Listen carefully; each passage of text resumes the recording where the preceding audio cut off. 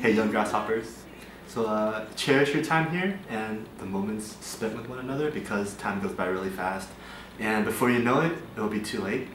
So for me, I kind of regret wasting all the time doing stupid stuff when I could have been spending that time with like my loved one and stuff.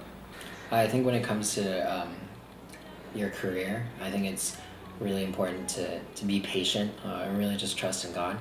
I think just trying to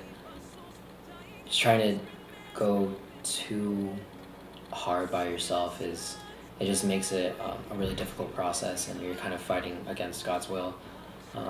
So I think just relax and just take a really good LinkedIn profile picture and you'll be set. I think I just wanted to say, don't be afraid to step out of your comfort zone and to do things that you're not comfortable or feel like you're not ready to do. I know that I was very discouraged by my old church about getting baptized or serving on missions, but after praying to God and talking to a lot of people, they really made it clear to me that as long as I have a heart for God and as long as I feel like He's calling me to go in that direction, that I should just go for it. One piece of advice I have for the underclassmen is to stretch themselves to build relationships with folks from different backgrounds. You can learn a lot about unity and faith by sharing in the joys and in the sufferings of those who are different from you. And at the same time, it's good to ask questions about things that you do not yet understand. So one piece of advice I would give to the underclassmen is that I would just know that like your identity is not rooted in being just a college student. It's also being just a representation of who Christ is, knowing that like God specifically placed you here at UCSD, not here just to get good grades or get your degree and just go home, but to really be an example of His love and be able to share that with others around you. So honestly, you don't know how you're going to be blessed while serving, so you just have to put yourself out there. No one's perfect, so the journey isn't going to be easy and smooth. And if you're wondering, what ministry you should serve in, you should ask people whether you can shadow them, just to figure out where your strength would be or where your talents lie. I didn't even shadow, I just went straight into the cry room, and I've enjoyed it since then. Even when I was away, I told Josh he can fill me in right after I come back also. I have no problem with that.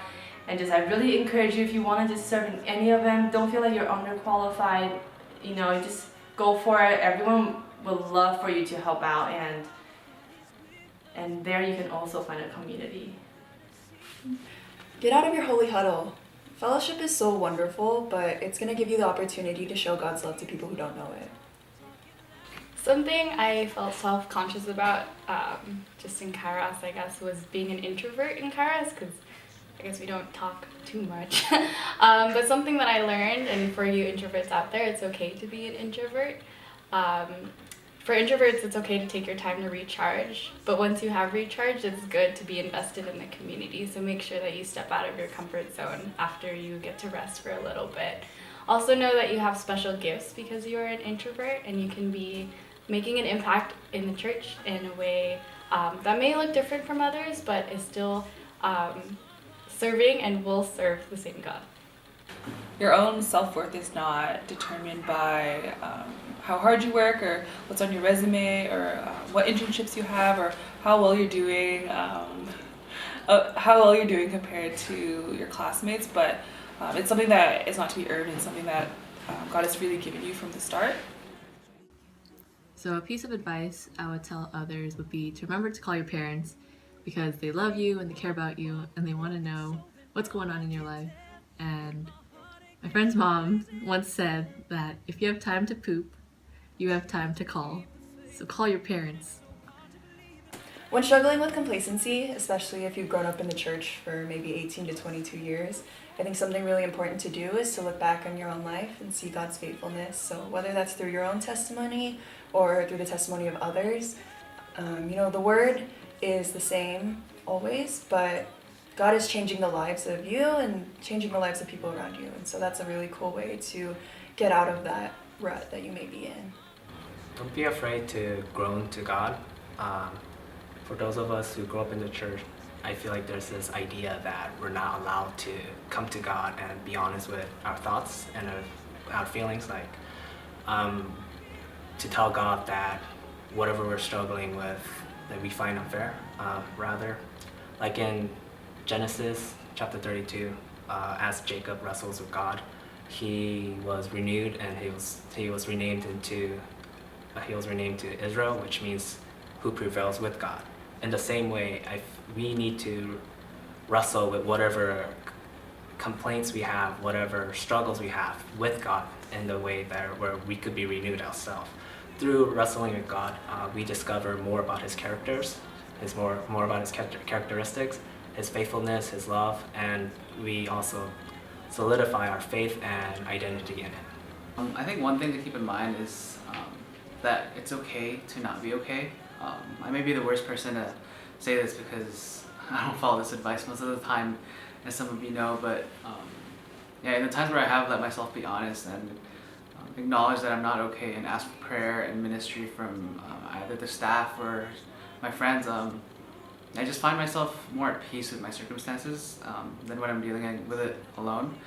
There's just some sort of comfort knowing that you're not walking alone, that people are there for supporting you, that God is for you, and it might be uncomfortable just letting your guard down at first, but I think more often than not you'd even be blessing others too by being vulnerable and allowing others to minister to you when you're not okay.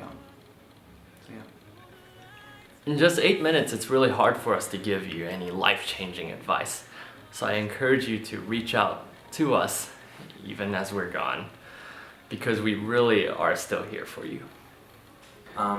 Don't think that because your heart and your intentions aren't 100% right that this should prevent you from serving or even step down from serving. I really believe that God will change our hearts and teach us humility if we're available and if we allow ourselves to be teachable. A lot of times this means we have to be okay listening to a spiritual leader who we think we might know better than. I can just say that everything I know that I am is because I've emulated my spiritual leaders, and I think the best way to do this is just to serve with them, right? It's just to do ministry with them.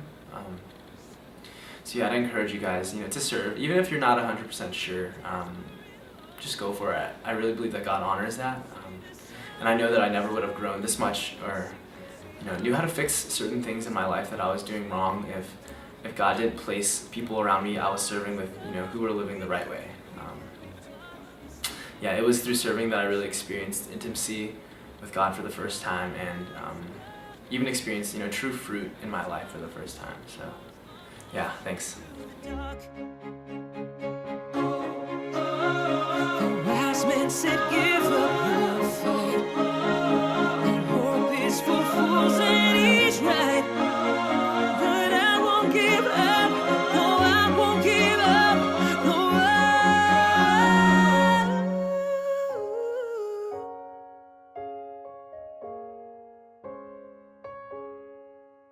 if we hold on, and though we carry scars, God is with us, marching through the dark. Turn the light on, and hope will bring us far. Yes, the fools are marching through the dark. And if we hold on, and though we carry scars, God is with us, marching through